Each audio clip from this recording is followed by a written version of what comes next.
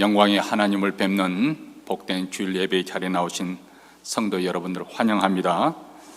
몇 가지 교회 소식 알려드리겠습니다.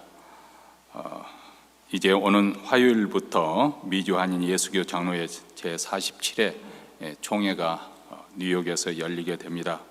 저는 이번 총회가 저희 북가주 지역, 우리 북가주 노회에서 이제 내년에 총회를 유치하려고 노력을 하고 있습니다. 그래서 여러 목사님들이, 우리 노회에 속한 목사님들이 함께 가서 이 일에 힘을 쓸 텐데 여러분들도 기억하시고 기도해 주시면 감사하겠습니다.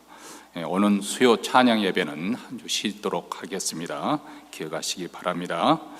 이미 지난주에 제가 강고 말씀드린 대로 미랄 선교단에서 우리 지체 아동들을 위한 사랑의 캠프를 열리게 되는데, 여기에 필요한 기금을 마련을 하기 위해서 참기름과 들기름을 판매하고 있습니다. 아마 지금 현재 2박스 정도 남은 걸로 알고 있는데 오늘 필요하신 분들은 구매하시기 바랍니다. 그리고 김평육 선교사님, 월드 프론티어 미션 대표이신 그분이 출간한 책들이 라비에 있습니다. 무료로 이렇게 배부됩니다. 필요하신 분들 또 신앙서적으로 여러분 가지고 가셔서 읽으시면 되겠습니다. 이제 우리 다 함께 일어나셔서 사도신경으로 우리의 신앙을 하나님 앞에 고백하심으로, 다 함께 일어나셔서 사도신경으로 우리 신앙을 하나님 앞에 고백하십시다. 전능하사 천지를 만드신 하나님 아버지를 내가 믿사오며 그의 아들 우리 주 예수 그리스도를 믿사오니 이는 성령으로 잉태하사 동정녀 마리아에게 나시고 본디오 빌라도에게 고난을 받으사 십자가에 못 박혀 죽으시고 장사한 지 사흘 만에 죽은 자 가운데서 다시 살아나시며 하늘에 오르사 전능하신 하나님 우편에 앉아 계시다가 저리로서 산 자와 죽은 자를 심판하러 오시리라. 성령을 믿사오며 거룩한 공예와 성도가 서로 교통하는 것과 죄를 사하여 주시는 것과 몸이 다시 사는 것과 영원히 사는 것을 믿사옵나이다. 아멘. 찬송가 49장 다 함께 하나님을 찬송하겠습니다.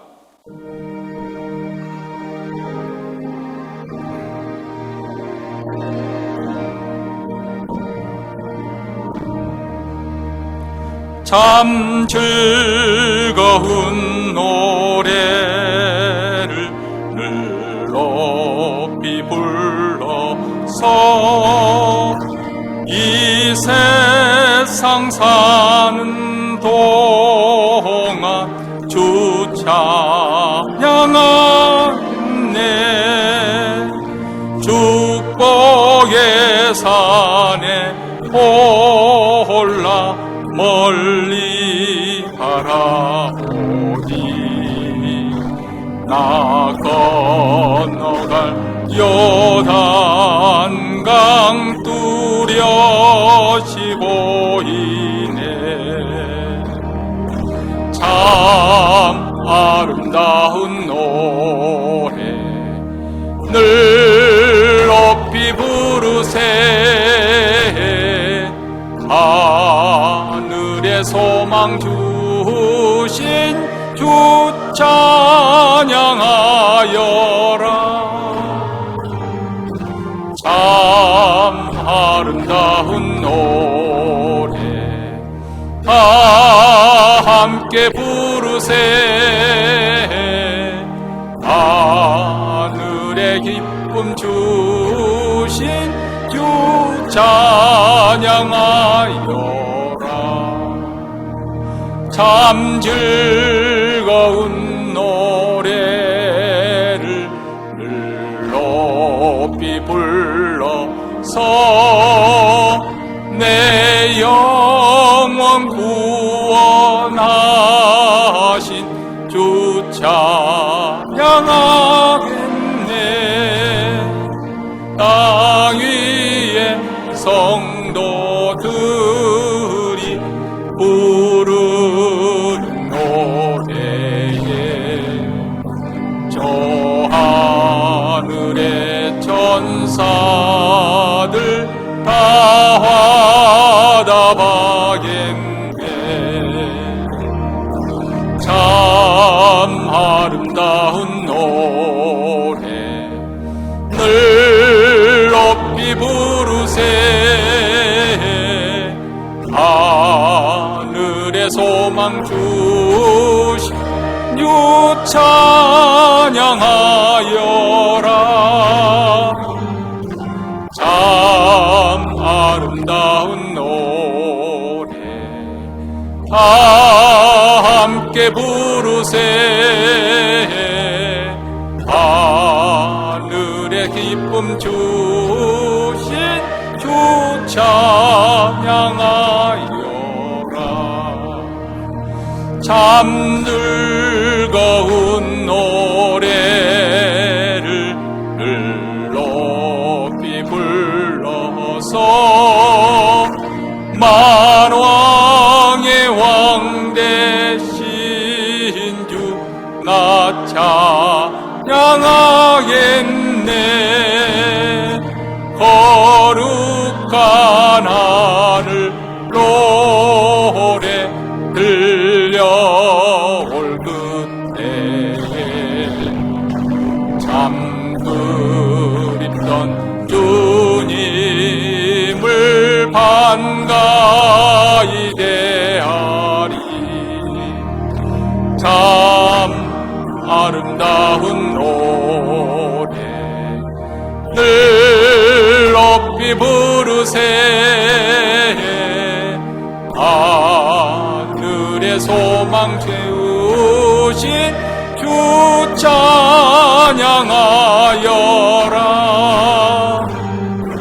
참 아름다운 노래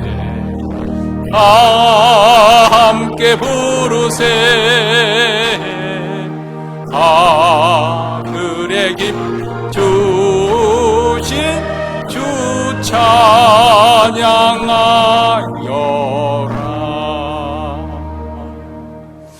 이 시간은 우리 마음을 다해서 마음을 합하여 하나님 앞에 기도할 때 먼저 오늘 예배 가운데 하나님의 영광이 나타나는 복된 주일 예배가 이루어질 수 있도록 우리 교회뿐만이 아니라 몬트레에 있는 모든 교회들, 특별히 우리 한인교회 주의 영광이 생생하게 느껴지는, 주님의 임재가 느껴지는 예배가 되게 하시고, 또 주님의 만난 흔적을 안고 돌아가는 그러한 예배가 이루어질 수 있도록 주께서 축복하여 주시기를 위해서 기도하십시다. 그래서 우리 모두 다 하나님의 영광에 압도되고 그 귀한 거룩한 빛에 사로잡히는, 그래서 주님을 영광을 보게 하옵소서. 두 번째로는 이제 다음 주부터 열릴 총회를 통하여 지금까지 총회 산하에 있는 모든 교회를 주께서 부흥케 하신 것을 감사드리고 말씀과 기도로 다시금 크게 흥왕케 하여 주셔서 우리 한인교회들이 더욱더 이 미국에서 번성하고 주의 복음의 역사를 책임을 잘 감당하는 그러한 총회가 될 수 있도록 축복하며 이번 모든 총회 회무가 잘 은혜롭게 처리될 수 있도록 위해서 기도하십시다. 또 이어서 미국에 있는 모든 교회들, 우리 하나님 다시 한번 성령의 역사로 복음의 역사가 다시금 불길처럼 일어나기를 원합니다. 이 땅에 소망이 되게 하여 주시고 또 어둠 영적 흑암의 질 가운데 빛이 되는 귀한 사명 감당할 수 있도록 미국 교회를 위해서 기도하십시다. 마지막으로 우리 자신과 우리 가정의 기도 제목 소원 한 가지를 하나님께 아뢰면서, 또 우리 가정뿐만 아니라 또 우리 함께하는 교우들 가운데 병석에 누워 계신 분들, 질병으로 고통받고 있고 암투병하고 있는 분들을 축복하며 치유의 역사가 임하도록 위해서 기도하십시다. 오늘 또 인생의 문제가 해답을 얻고 가정의 문제가 치유되고 회복되는 아름다운 역사, 우리 하나님의 선하심을 또 맛보는 축복의 시간이 되도록 이 시간 마음을 다해서 하나님 앞에 통성으로 기도하겠습니다. 은혜로우시고 자비로우신 하나님 아버지, 오늘도 복된 주일 예배를 맞이해 사랑하는 성도들, 그리스도의 피를 힘입어 은혜 보좌 앞에 나오게 하심을 감사합니다. 하나님의 영광을 선포하며 하나님의 이름을 높여드리며 찬송하며 주님 앞에 나오는 사랑하는 성도들, 주의 영광이 충만하게 나타나서 저희들을 아버지 그 영광의 빛으로 압도하여 주시옵시고 그 거룩함에 사로잡히는 축복된 시간이 되기를 원합니다.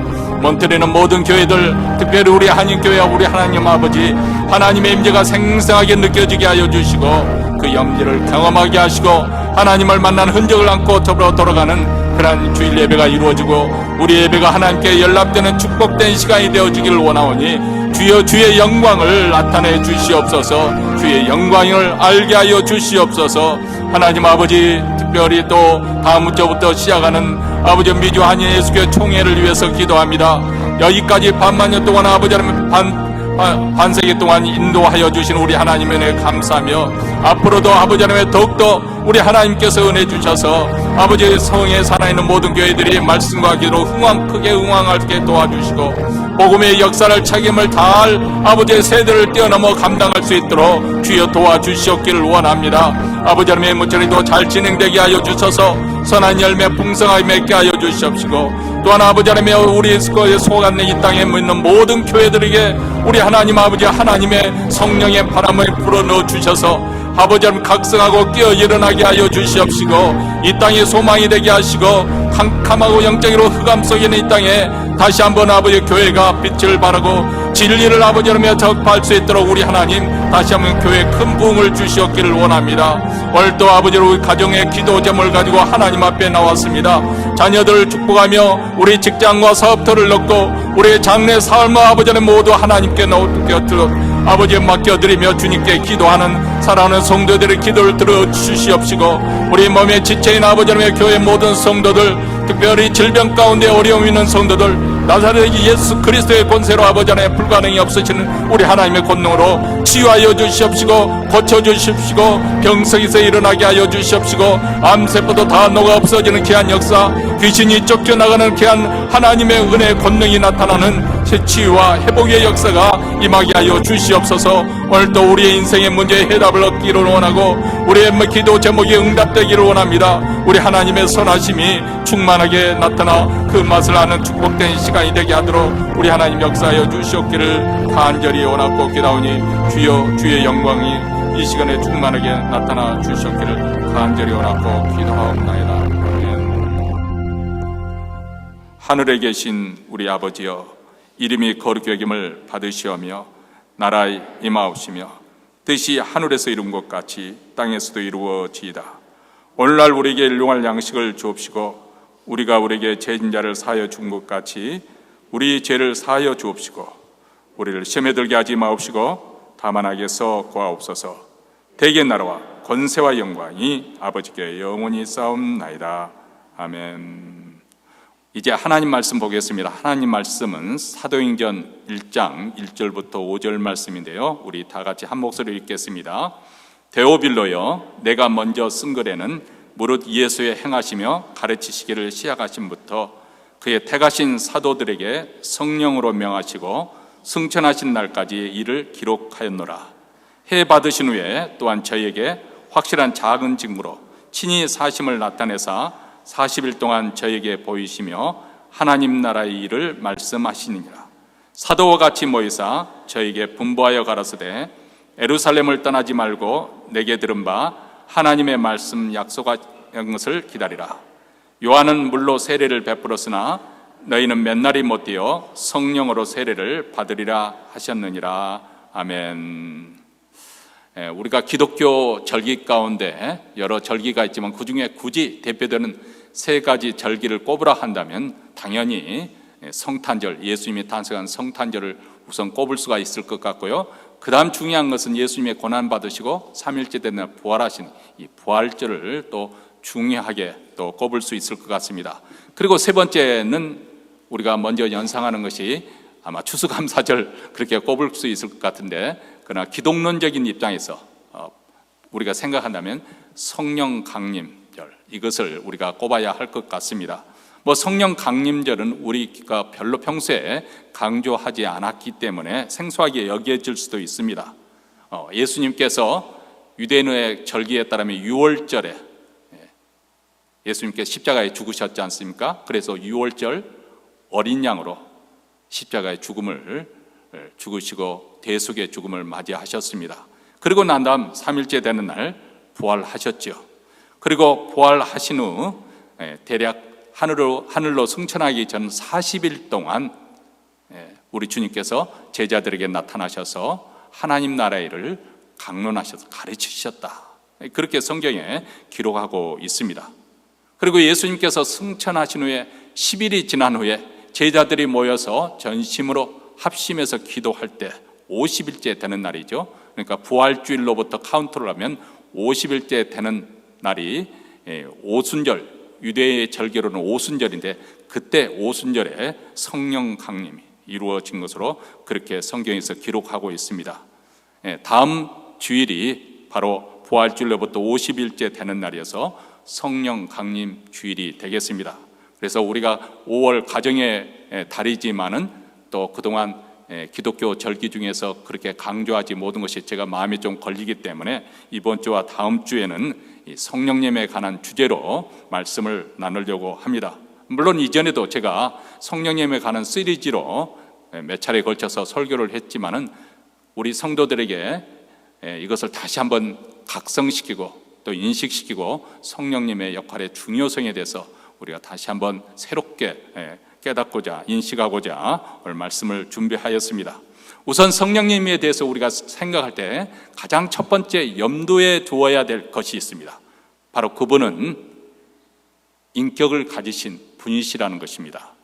삼위일체 하나님, 성부, 성자, 성령 하나님 각각 인격적인 존재로 존재하십니다.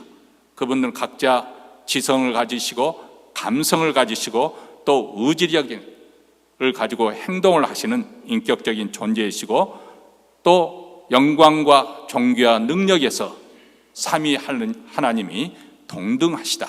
이것이 우리 기독교 2000년 동안 정통 교리에서 가르쳐 오는 바입니다. 우리가 이것을 강조하는 까닭은 간혹 잘못된 가르침으로 인해서 성령님을 마치 하나님의 능력 정도, 하나님의 영향력 이 정도로 생각하는 그런 오해하는 경우가 있기 때문에 그래서 성령을 내가 받으면 마치 내가 마음대로 부릴 수 있는 것처럼 내가 마음대로 능력을 나타낼 수 있는 것처럼 그렇게 잘못된 생각을 하기 쉽습니다.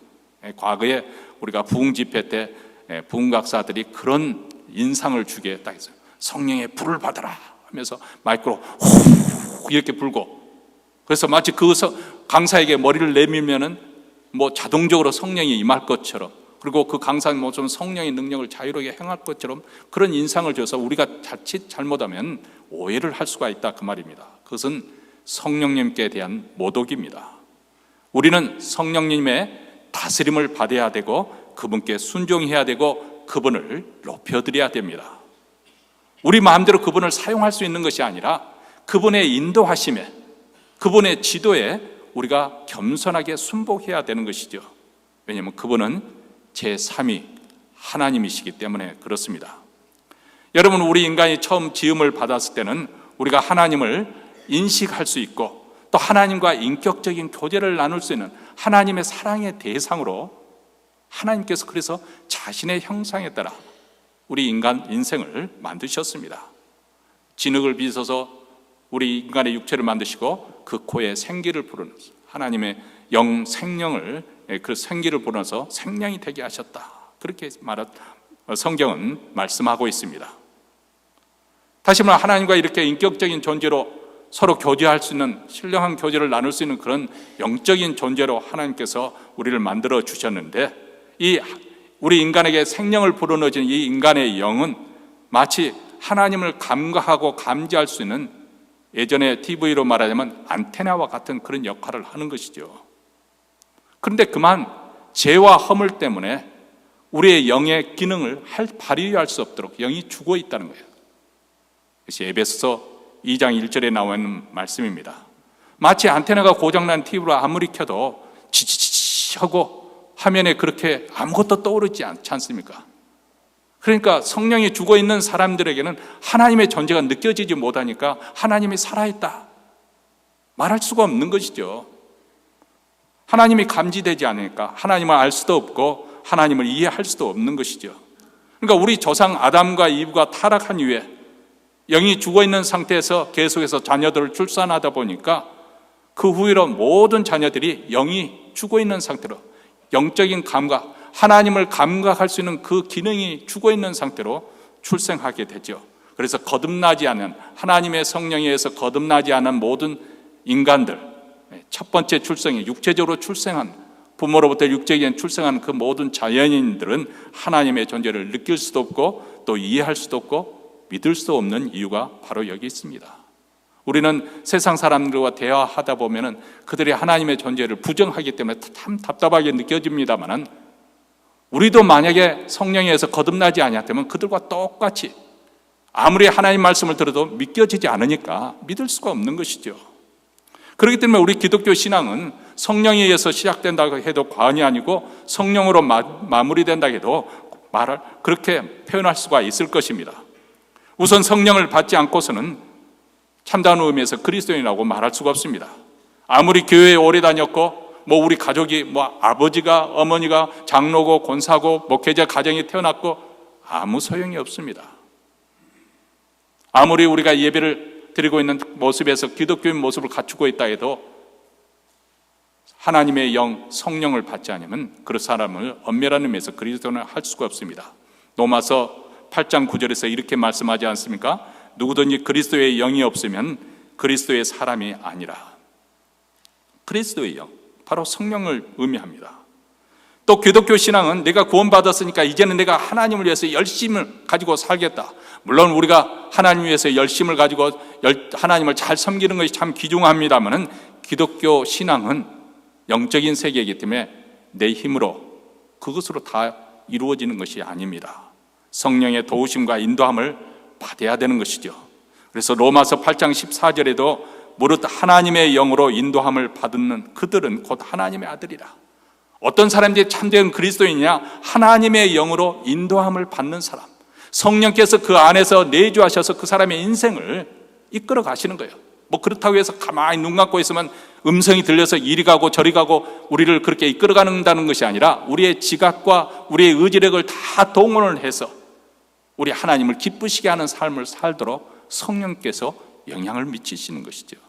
그래서 부활하신 우리 주님께서 하늘로 승천하기 전에 제자들에게 성령님을 보내주실 것을 약속하십니다. 오늘 본문 사도행전 1장 4절 말씀입니다. 우리 다 같이 한 목소리 읽습니다.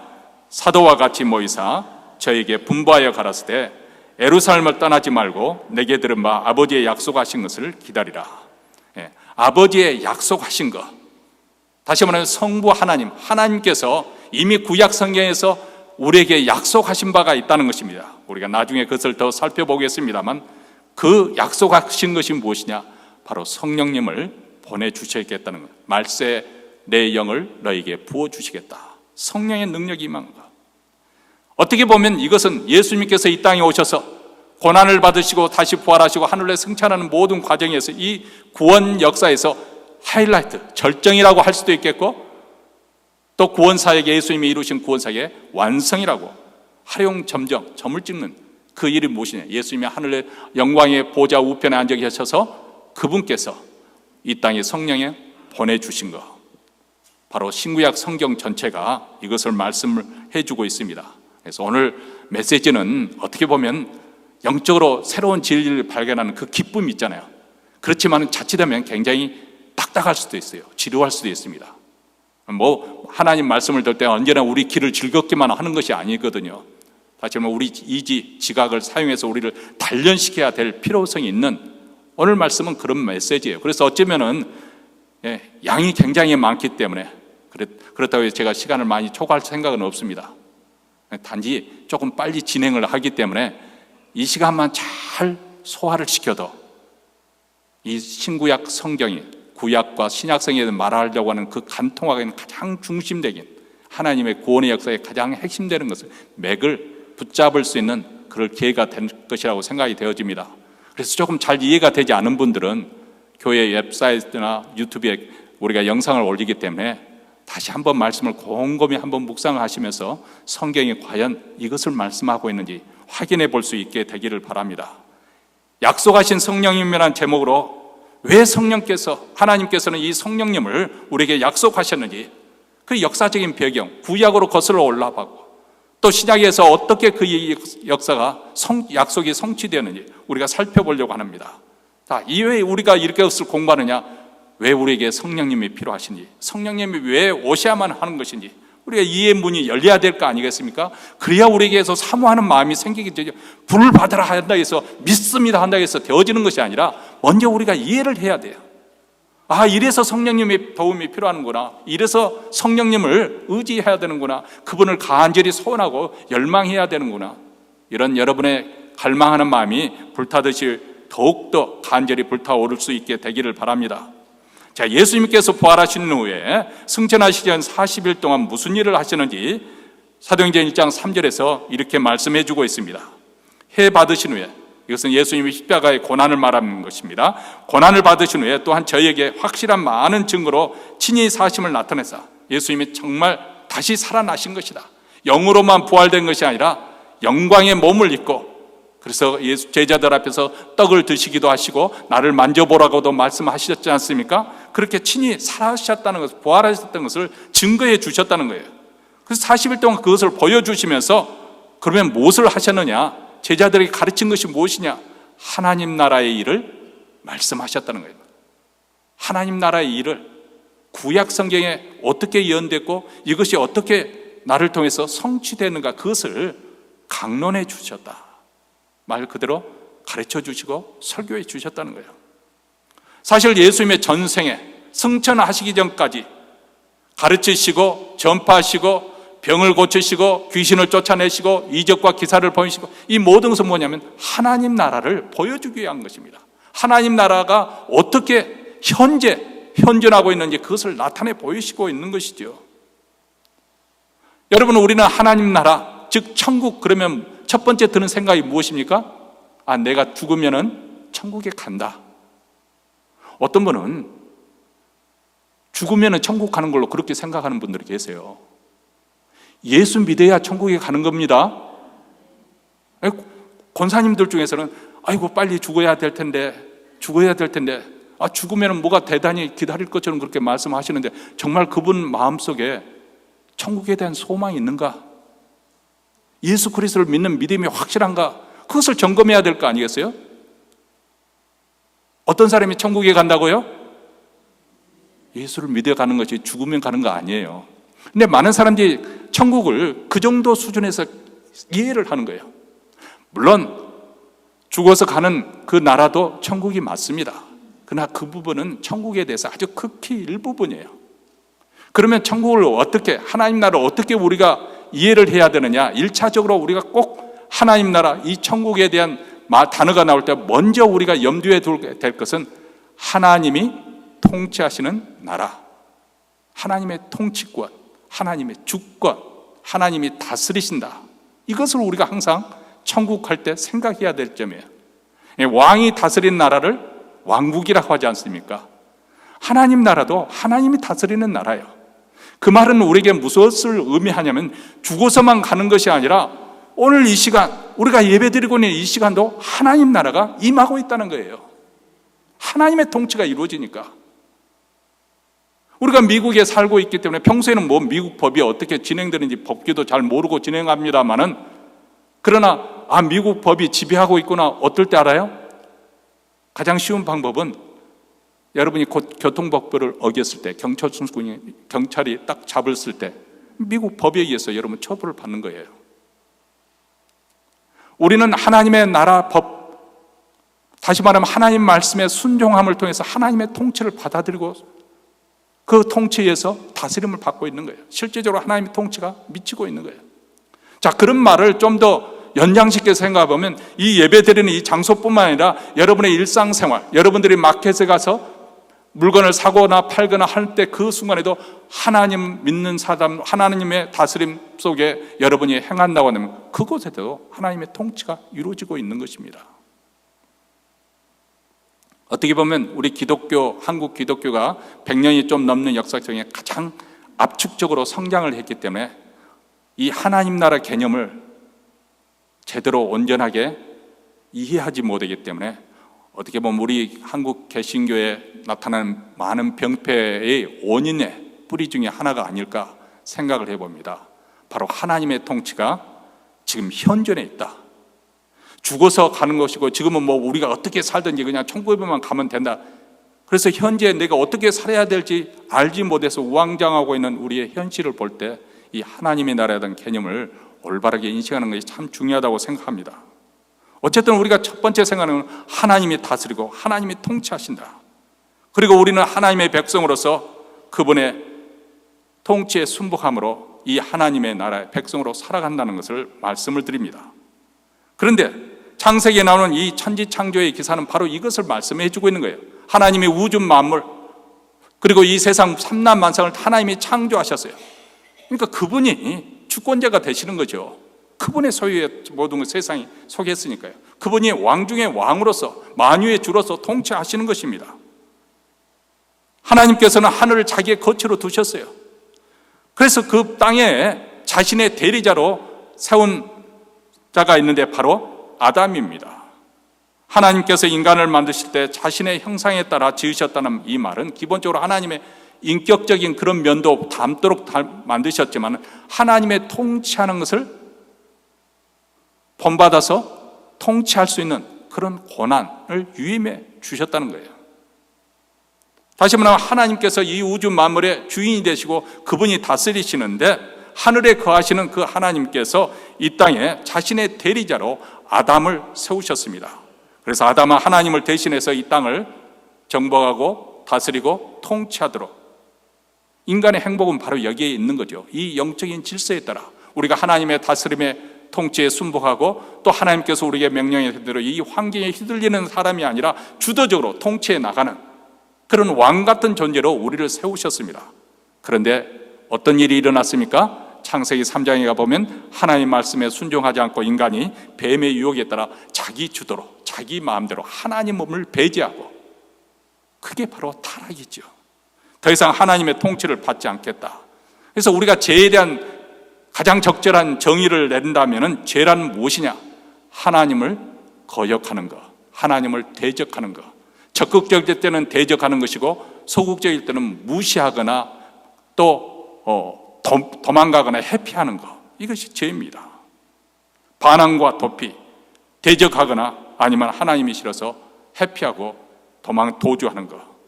이스라엘 역사는 바로 이런 역사가 반복되는 것을 보여주고 있습니다. 그런데 구약 성경에는 이스라엘과 유다의 죄를 특별히 다른 식으로 표현을 했는데 그것은 바로 하나님과의 언약을 파기했다, 그렇게 표현을 합니다. 언약이라는 단어와 파기라는 단어는 법정 용어입니다. 그런데 이스라엘과의 관계에서 언약 파기라는 것은 하나님과의 관계성, 하나님과의 인격적인 면이 더 강조되고 있습니다. 강조되고 있는데 그 이유는 언약 파기라는 것은 하나님과의 관계가 파괴되었다, 훼손되었다, 그런 뜻입니다. 여러분, 우리가 어떤 사람과 약속한다는 것은 정말 그 사람의 인격을 믿고 신뢰하고 나도 그 사람을 믿어주고 그래서 서로 약속하는 거 아니겠어요?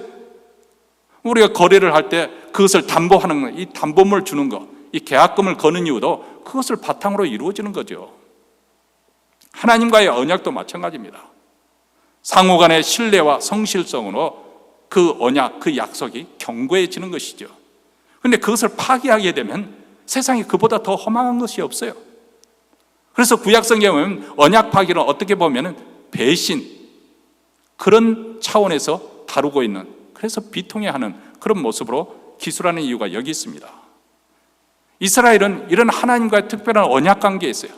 하나님의 호의에 의해서 다른 열방 국가에서 선택되는 그런 특별한 존재로 뽑혔습니다. 출애굽이라는 전무후무한 구원, 아주 독특한 구원 역사를 경험한 민족이에요. 그래서 시내산에서 계약을 맺는데 나는 너희 하나님이 될 것이고 너희는 나의 백성이 될 거야. 이런 이해는 전 세계에 들어서 그럴 예를 찾아볼 수가 없는 것이죠. 이게 이스라엘 백성들의 독특한 정체성입니다. 한마디로 하나님께서 저들을 책임져 주시겠다, 이렇게 하나님의 백성으로 부름받아서 하나님께서는 그들을 통해서 하나님의 영광을 받기를 원하신 거예요. 그 언약의 테두리 안에서 그들이 살 때 하나님께서 책임져 주시고 복되게 하시니까 그들의 삶과 행위를 통해서 세상 열방 국가의 앞에서 하나님의 의와 구원이 무엇인지, 하나님께 복을 받고 평강을 누리는 것, 샬롬을 누리는 것이 무엇인지, 그리고 참된 길, 진리의 길이 무엇인지, 빛과 생명에 대해서 세상 사람들도 야, 예수 믿는 사람, 하나님을 믿더니 저렇게 복을 받는구나, 그렇게 해서 저들 또한 하나님을 예배하는 자리로 나오도록, 그래서 그것이 이스라엘의 부르심이고 소명이고 책임이지요. 그런데 이스라엘 백성들은 하나님 주신 특권과 그 영광은 누릴 줄 알았지 책임을 다하지 못했습니다. 그 은혜의 자리에서 추락해 버리고 말았습니다. 그리고 그 언약 파기가 초래할 엄청난 결과에 대해서 그들은 간과해 버리고 말았습니다. 아니, 선지자들이 부지런히 그들에게 경고했지만 들으려고 하지를 않았지요. 그래서 결국 선지자들이 계속 그들을 책망하면서 질책하는데, 그들이 하나님의 언약을 파기한 그들의 모습을 가리켜서 부모의 품을 떠나서, 아버지의 품을 떠나서 먼 곳으로 가버린 탕자의 모습, 탕녀의 모습으로, 아니면 신실한 남편의 품을 떠나서 다른 정부를 쫓아간 그런 불륜과 행음의 여인으로, 아니면 머리끝부터 발끝까지 성한 곳이 없이 썩어 들어가는 불치병의 환자의 모습으로 그려주고 있는 것이죠. 그런데 불행한 것은 정작 자기 자신들이 이런 형편에 놓였음에도 불구하고 그것을 깨닫지 못하고 오직 소수의 신실한 하나님의 사람들만 이를 보고 탄식하죠. 그 중에 대표적인 한 선지자를 꼽으라면 바로 눈물의 선지자로 할 예레미야 선지자입니다. 하나님의 경고를 계속 무시하고 언약 파기와 불성실했던 그 민족이 초래하게 될 재앙을 목격하면서 끊임없이 눈물을 흘려하며 했던 선지자 예레미야의 탄식. 그래서 예루살렘이 결국은 바벨론 군대에서 함락당하고 거기에 살던 모든 사람들이 포로로 끌려가는 비극적인 살류교 현장을 예레미야가 목도하게 됩니다. 성전 역시 돌 하나 도로 위에 남지 않고 다 해파가 되어지고 폐허더미가 되어버리고 말았습니다. 왜 이런 일이 일어났을까? 왜 이런 비극이 일어났을까? 결국은 그 원인을 추적해 보면 저들이 하나님과의 맺은 언약에 불성실을 했기 때문이다. 언약을 파괴했기 때문이다. 결국 이 문제는 돈이 부족해서, 건강이 없어서, 물론 이것이 있어야 되겠지만 결국 영적인 문제입니다. 하나님과의 관계에 달려있는 문제라 그 말입니다. 자, 그렇다면 인간은 그렇게 실패했는데, 이스라엘은 그렇게 실패했는데 하나님마저도, 하나님의 구원의 역사는 그러면 실패한 것인가? 그렇지 않다는 것이죠. 하나님께서는 새 언약을 세우시겠다고 이미 선지자들을 통해서 예수님이 태어나기 전부터 예고를 해오십니다. 예레미야서 31장 31절과 32절에서 이렇게 말합니다. 나 여호와가 말하노라. 보라, 날이 이르르니 내가 이스라엘 집과 유다 집에 새 언약을 세우리라. 나 여호와가 말하노라. 이 언약은 내가 그들의 열조의 손을 잡고 애굽 땅에서 인도하여 내던 날에 세운 것과 같이 아니할 것은 내가 그들의 남편이 되어서도 그들이 내 언약을 파했습니다. 자, 여기 보면 이스라엘 백성들이 출애굽에서 이 시내산에서 하나님과 맺었던 그 언약이 있는데, 그 언약을 가려서 우리가 구별하기 위해서 옛 언약이라고 이렇게 표현을 하겠습니다. 하나님께서 이 옛 언약을 폐하시고 새 언약을 세우시겠다는 거예요. 그럼 옛 언약에 무슨 하자가 있었거나 문제점이 있어 발견돼서 그런 것이 아니라, 옛 언약은 하나님의 계명이기 때문에 그 계명은 우리에게 유익된 거예요. 문제는 그 계명을 지킬 수 없는 이스라엘 백성들, 유다 백성들의 본성, 하나님을 기뻐하지 않고 하나님 없이 살고자 하는 그들의 본성 때문에 그렇습니다. 내가 그들의 남편이 되어서도 그들이 내 언약을 파했습니다. 하나님을 남편을 두는 것을 싫어했다는 거예요. 그래서 다른 세상의 유혹을 따라서 세상을 더, 바알신을 더 숨기고 그렇게 살았다는 것입니다. 외형적으로는 출애굽해서 바로의 그 노예 생활에서 벗어나 자유인이 되었음에도 불구하고 그들의 내면 세계에서는 여전히 죄의 노예였다는 거예요. 죄를 즐기면서 죄에 빠져 사는 것을 더 좋아했다는 것입니다. 그렇기 때문에 옛 언약을 지킬 수가 없는 것이죠. 그러므로 옛 언약으로는 이스라엘에게 소망이 없는 거예요. 그래서 하나님께서 그 문제의 해결 방식을 이렇게 또 제시하십니다. 31장 33절에 계속해서 말씀합니다. 나 여호와가 말하노라. 그러나 그날 후에 내가 이스라엘 집에 세울 언약은 이러하니 곧 내가 나의 법을 그들의 속에 두며 그 마음에 기록하여 나는 그들의 하나님이 되고 그들은 내 백성이 될 것이다. 자, 때가 이르게 되면은 하나님께서 옛적 모세에게 주셨던 그 돌판에 하나님께서 새겨서 계명을 주셨는데, 이제는 그렇게 하지 않고 새 계명을 줄 건데 그 새 계명을 마음의 판에 새기겠다. 마음에 두겠다는 것입니다. 마음의 판에 서서 예전에는 하나님의 계명에 순종하고 싶지 않아서 그것을 거절하고 있다는, 이제는 자발적으로 하나님의 계명에 순종하게 될 것이다. 이게 새 계명을 주시겠다는 거예요. 하기 싫은데도 억지로 하는 순종이 아니라 순종하고 싶은 그런 마음속에 순종하는, 모든 사람들의 마음에 하나님의 뜻을 알게 될 것이고 하나님을 알게 될, 우리 하나님을 깨닫게 될 거라는 것입니다. 자, 그렇다면 이렇게 예고하신 이 새 계명이, 새 언약이 어떻게 그 약속이 성취되었을까요? 누가복음 22장 20절에 보면 예수님께서 십자가의 죽음을 앞두고 잡히시기 전에, 배반당하시기 전에 제자들과 함께 최후의 만찬을 드시면서 이렇게 말씀하십니다. 먼저 떡을 떼신 후에 잔을 사하면서 이 잔은 내 피로 세우는 새 언약이니 곧 너희를 위하여 붓는 것이라. 하나님의 아들이신 그분은 세상 죄를 지기고 가기 위해서 이 땅에, 하나님의 어린 양으로 이 땅에 오신 예수 그리스도, 그분은 십자가의 죽음과 피를 통해서 이 옛 언약에서 새 언약으로 대치시키셨다는 것입니다. 예수께서 이렇게 우리를 위한 대속의 죽음을 통해서 이제 하나님의 백성 되는 우리는 어거지로 순종하는 것이 아니라 자발적으로 하나님의 계명을 즐거워하게 되고 하나님을 사랑하기 때문에 우리 주님을 좋아하고 그 주님 계명이 나에게 행복이 될 줄 알고 자발적으로 순종하는 삶이 가능하게 되었고, 이로써 하나님 나라가 회복이 시작된다는 것입니다. 이 하나님 나라의 회복은 오직 예수 그리스도의 대속의 죽음과 그 부활을 근거로 해서 출발하는 것이고 가능한 것입니다. 그리고 이 모든 일들이, 이 하나님의 구원의 놀라운 역사가 새 계명으로 살 수 있는 이 순종의 삶이 가능하도록, 효력을 발생하도록 하신 분이, 그것을 가능케 하도록 이 땅에 오신 분이 누구시라고요? 성령 하나님이시라는 것입니다. 그래서 성령 하나님이 오셔서 우리 마음을 누그러뜨리고 부드럽게 하고 또 순종적으로 변화시켜서 우리로 하여금 하나님의 계명에 순종케 한다. 우리로 하여금 하나님의 계명대로 살 수 있는 능력을 공급해 주신다.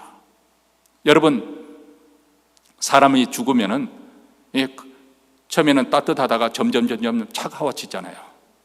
그리고 이내 굳어집니다. 차갑고 탄탄한 게 죽는 사람의 특징이에요. 왜냐하면 우리 인간은 진흙으로 빚어졌기 때문에 차가워지고 뻣뻣해집니다. 나이가 들면 점점 이 유연성이 사라지고 뻣뻣해진다고 하지 않습니까? 저는 어렸을 때부터 너무 뻣뻣해가지고 제 아버님이 저는 꼭 장작개비 대하는 것 같다고 그랬습니다만은 하여간 그렇게 뻣뻣해지는 거예요. 여러분, 우리 내장 속에는 간 얼마나 부드럽습니까? 보기에도 부드럽게 보이지 않습니까? 그런데 그것이 딱딱하게 되면 간 경화증이 됩니다. 생명에 위협을 받는 것이죠. 또 우리 몸에 혈관에 있는 이 혈맥, 혈관, 이것도 점점 나이가 들면서 노화 현상이 때문에 그 현상 중에 하나가 딱딱해져요. 젊었을 때는 신축성이 있어서 피가 통할 때 이 신축성이 늘어나기도 하고 줄어들기도 하는데 이제는 딱딱 굳어서 그렇지 못하는 거예요. 그래서 딱딱하니까 혈관이 터지는 현상이 생기는 거죠. 그 안에 이제 노폐물이 쌓이게 되고 이렇게 되면 동맥경화, 생명의 위협을 받는 것입니다. 이와 마찬가지입니다. 우리 마음이 완악해지고 광팍해지면은 딱딱해져서 결국은 폐망에 이르게 되는 거예요.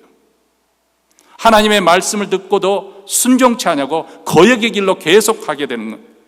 그렇기 때문에 우리에게는 새 영으로 우리 마음이 순화가 필요한 거예요.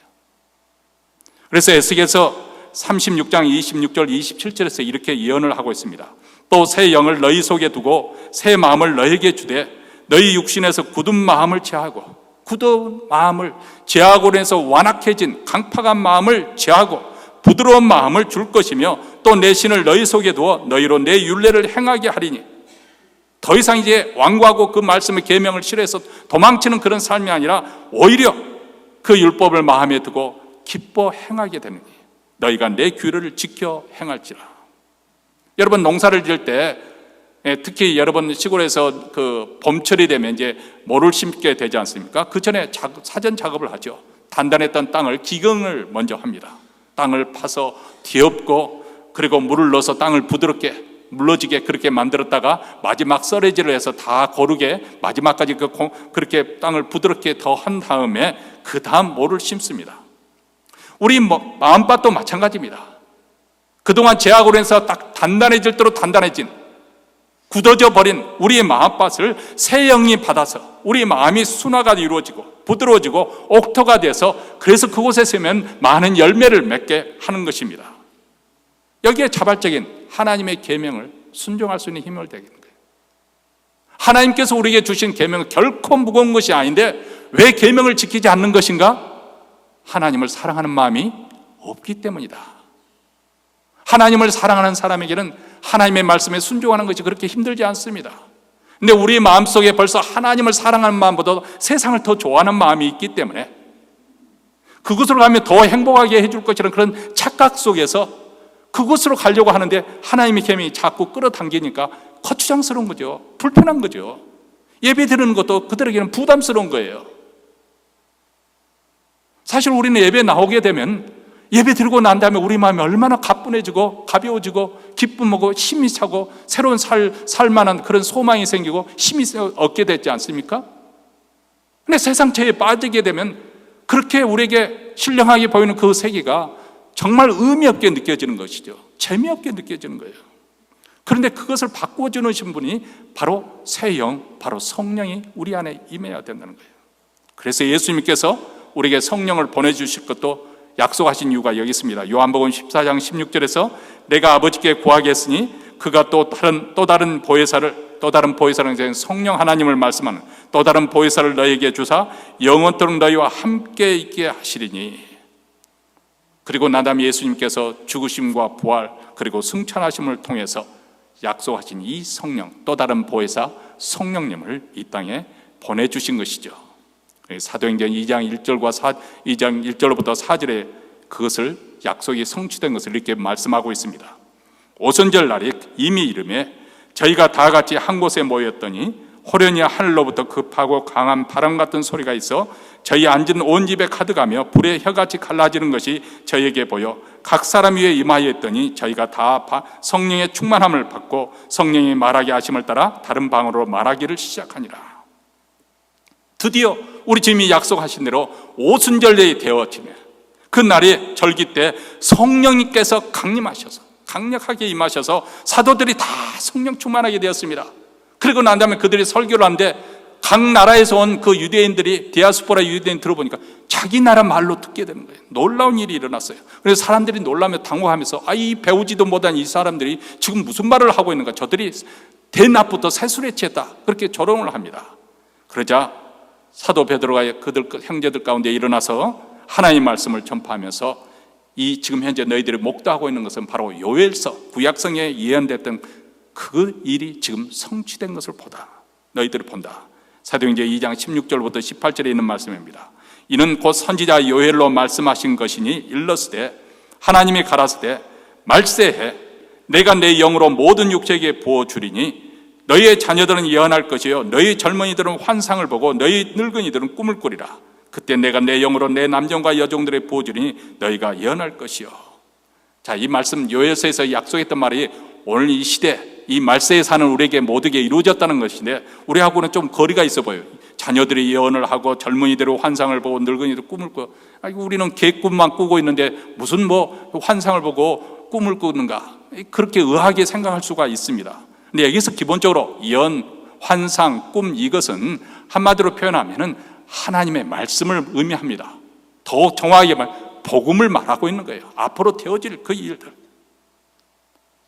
성령께서 물 붓듯이 이른 비와 늦은 비로 부어주시는데 어떤 특정한 일부 사람들에게 부어주는 건 만민에게 부어주시는데 여러분 인간의 최대의 불행은 하나님이 더 이상 인간과 함께하지 않겠다 해서 하나님의 영이 떠나버린 이 노아 시대에 그랬지 않습니까? 그들 생각하는 것 자체가 늘 그 관영함을 보고 죄악이 가득 찬 것을 보고 태어날부터 죄를 짓는 거예요.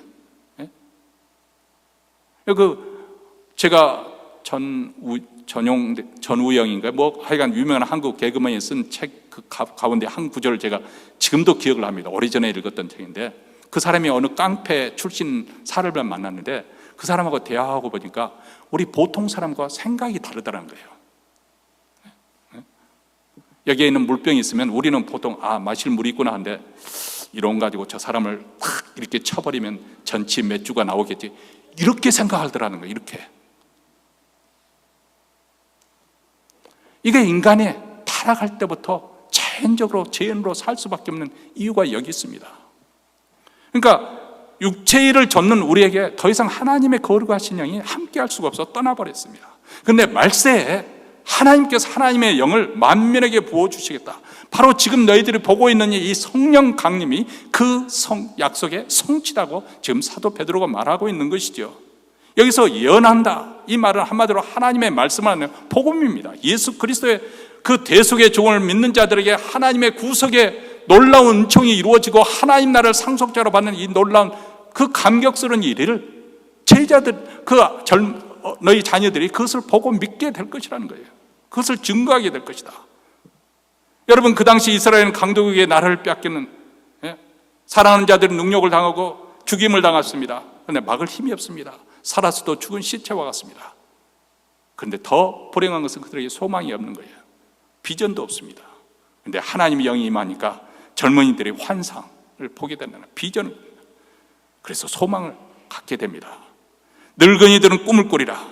노인들의 특징은 한마디로 꿈이 없다는 거예요. 미래에 대해서 꿈을 꾸지 않습니다. 우리는 과거를 이야기할 뿐이지 미래에 어떻게 살겠다 꿈을 꾸지 않습니다. 더 이상 미래에 대한 기대감이 없습니다. 살 만큼 살았으니까 이제 천국에 갈 날만 기다리다, 그런 말을 되뇌일 뿐입니다. 그런데 성령이 임하시니까 죽음을 이기고 승리하신 예수 그리스도의 그 부활을, 그 놀라운 부활이 사실 우리에게 복된 소망이 되는 거예요. 우리에게도 이런 영광스러운 부활이 있겠구나. 예수 그리스도의 재림을 바라보는 그 소망, 그 하나님, 먼저 죽은 자들이 일어나게 될 것이고 그때까지 살아남은 자들도 호련히 영광 가운데 주님을 공중에서 영접하게 될 그날을 바라보게 될 것이고, 그리고 그날에는 수천 수만의 성도들과 함께 천상에서 예배드릴 그 감격과 그 영광이 꿈을 꾸게 된다는, 소망하게 된다는 거예요. 요한계시록 7장 9절로부터 12절에 이렇게 말씀합니다.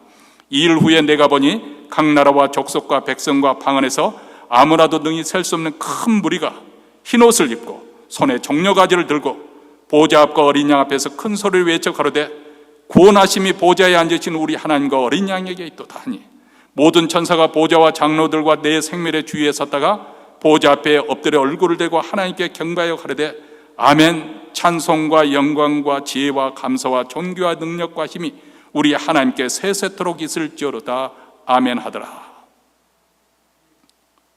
우리 모두 다, 특히 우리 나이 드신 분들, 하루하루 천국 갈 날을 다가온 것을 바라보면 우리가 이 영광스러운 천상의 예배를 꿈꾸고 있습니다. 수천 수만의 성도들과 함께 흰옷을 입고 종려가지를 들고 구속하심이 우리 하나님과 그 어린 양에게 있도다. 그 감격스러운 그 예배, 그 예배를 우리는 꿈꾸며 소망하고 있습니다. 이 모든 일이 누구를 통해서 일어나느냐? 바로 성령 하나님께서 이 땅에 오심으로 우리에게 이렇게 살 소망이 되어주시고, 우리가 천상에 가는 그날까지 우리의 신앙의 길을 지도하시며 인도해 가시는 줄 믿습니다. 하나님이 약속하신 성령님은 인격을 가지신 분입니다. 다시 말하면 그분을 우리가 환영해야 되고 기뻐해야 되는 거예요.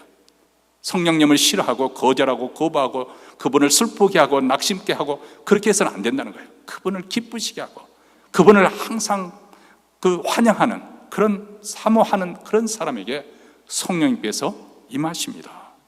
오순절 다락방에 성령님이 임하실 때도 성령님을 간절히 사모하면서 그 약속에 따라 전심으로 기도하던 그 제자들에게 임했던 것을 우리는 압니다. 1장 14절에 제자들과 예수의 모친 마리아와 예수의 아우들로 더불어 마음을 같이하여 전혀 기도에 힘쓰니라. 또 사도행전 2장 1절과 14절에도 오순절날이 이미 이름에 저희가 다 같이 한 곳에 왜 모였습니까? 기도하기 위해서. 또 사도행전 4장 31절에 저들이 기도를 다하며 빌기를 다하며 모인 곳이 진동하더니 무리가 다 성령이 충만하여 담대히 하나님 말씀을 전하십니다. 오늘 말씀을 듣는 우리 모두도 이 성령 하나님을 존귀하게 여기고 환영하시고 사모하시기 바랍니다. 우리 신앙생활의 승패는 여기에 달려있어요. 인간이란 것은 별 수 없습니다. 이런 말, 심한 말을, 이런 표현을 써서 죄송합니다만, 빨래는 빨아도 여전히, 빨래가 아니라 걸레는 빨아도 여전히 걸레입니다. 뭐 그렇게 대단한다고 해서, 여러분 물론 대단한 사람, 그 대단한 면이 분명히 우리는 인정해야 해요. 그렇다고 해서 그 사람에게 저주는 어두운 부분이 없느냐? 그렇지 않아요. 가까이 가서 보면 그 사람도 인간이기 때문에. 그래서 목사도요, 이 목사도 적당한 거리에서 두고 보세요. 너무 가까이 오면은 실망하게 되어 있습니다. 인간은 다 그래요. 저도 날마다 실망하는데, 저 자신에 대해서. 오직 이것을 극복하고 살 수 있는 길은 무엇이냐? 우리가 끝까지 신앙의 길을 완주할 수 있는 길이 무엇이냐? 성령 충만한 줄 믿습니다. 여기에 달려 있어요. 사모하십시오. 누구에게나 거침없이, 누구에게나 차별 없이 사모하는 자에게 주시기로 작정하신, 모든 사람에게 주기로 약속하신 성령님을 여러분들이 환영하고 사모하시고 갈망하시고, 그래서 성령 충만한 삶이 되어지기를 주의 이름으로 축원합니다. 우리 기도하겠습니다.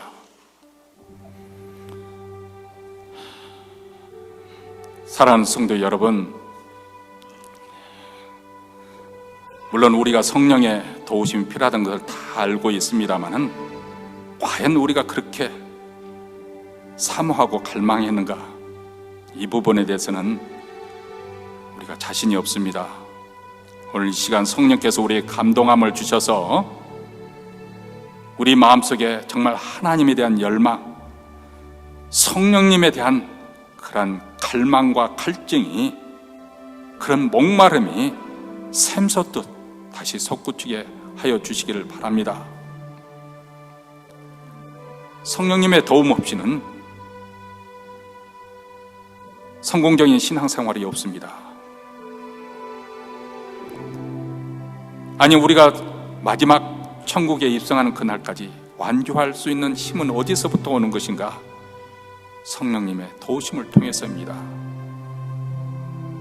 이 마음속에 오늘 이 시간 다시 한번 불길 같은 그런 열망이 우리 성령님 향해서 일어나게 되기를 주의 이름으로 축원합니다. 하나님 아버지, 감사합니다. 우리는 때로는 성령님을 너무나 당연하게 생각하고 무시하는 경우가 너무나 많았습니다. 오늘 다시금 말씀을 통해서 우리를 하여금 다시금 각성시키시고 삼일째 제3위 하나님이신 성령님을 존귀하게 여기며 그분을 환영하며 그분을 사모하기를 원합니다. 세상 것을 사모하는 그 맛 때문에 더 이상 신령한 것을 사모하는 맛을 잃어버리지 않도록 하나님 우리 마음을 깨끗하게 하시고 거룩하게 구별시켜 주시고, 그래서 우리로 하여금 성령님에 대한 갈망, 갈증이 샘솟듯 솟구치도록 도와주시길 원합니다. 오늘도 예배 순서에 따라 정성껏 준비한 예물을 가지고 하나님 앞에 바쳐드립니다. 이 예물을 바치는 것은 돈이 인생의 전부가 아니라는 것을 다시 한번 우리 신앙으로 고백하며, 하나님이 우리 인생의 전부입니다. 우리의 소망은 바로 우리 하나님께 있습니다. 신앙 고백으로 바치오니 주님 받아주시고, 이 물질이 쓰이는 곳마다 우리 주 예수 그리스도의 복음이 땅끝까지 전파하여 그곳에서 성령이 임하는 놀라운 복락이 임하게 하시고, 특별히 우리 북한 동포에까지 위로와 소망이 되게 하여 주시며, 오늘 또 예배드리는 사랑하는 성도들 심령 속에 성령의 불꽃이 활활 타오르기를 원하고, 그 가정에 이 성령의 불로서 아버지 하나님 모든 죄악들을 소멸시키시고 믿음으로 승리케 하는 놀라운 은혜의 역사가 일어나게 하여 주시옵소서. 우리 구주 예수 그리스도의 이름으로 기도합나이다. 아멘. 우리 다 함께 일어나셔서 찬송가 173장 우리 결단하는 마음으로 부르시겠습니다.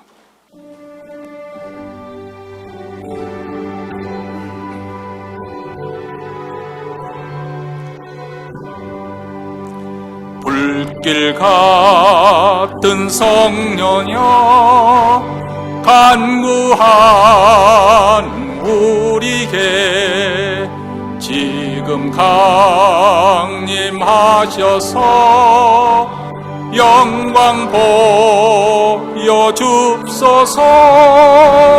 성신이여 임하사 내 영혼의 소원을 만족하게 하소서.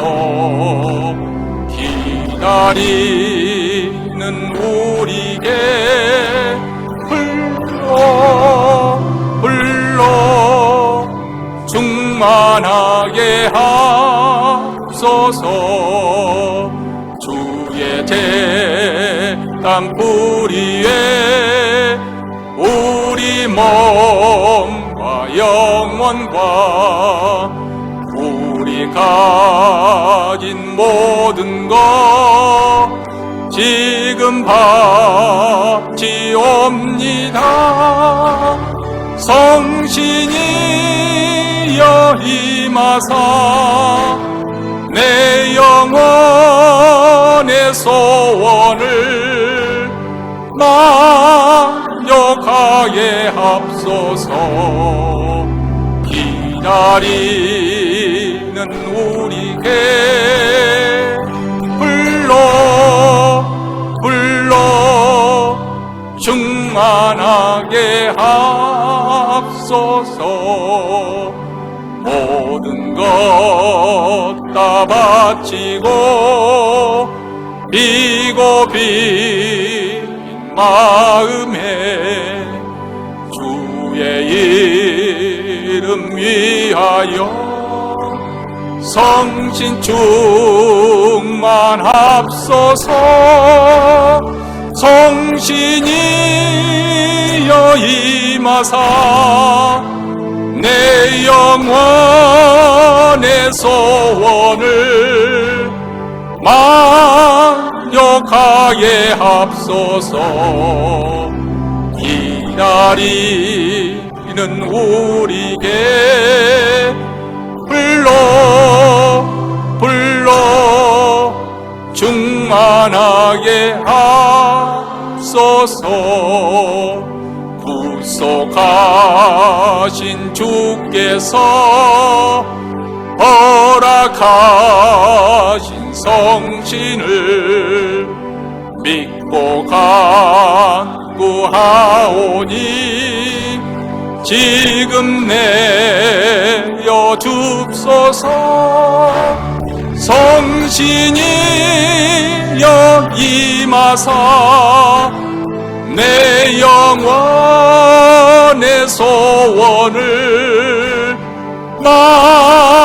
만족하게 합소서. 기다리는 우리에게 불러 충만하게 합소서.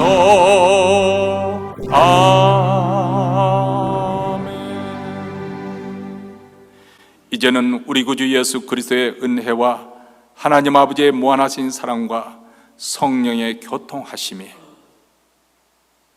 성령님을 존귀하게 여기고 그분을 환영하며 그분이 충만하게 내 삶 속에 가기를 간절히 사모하고 갈망하는 사랑하는 성도들 위해 그 가정과 그 기업과 교회 위에 영원토록 함께 있을지어다. 아멘.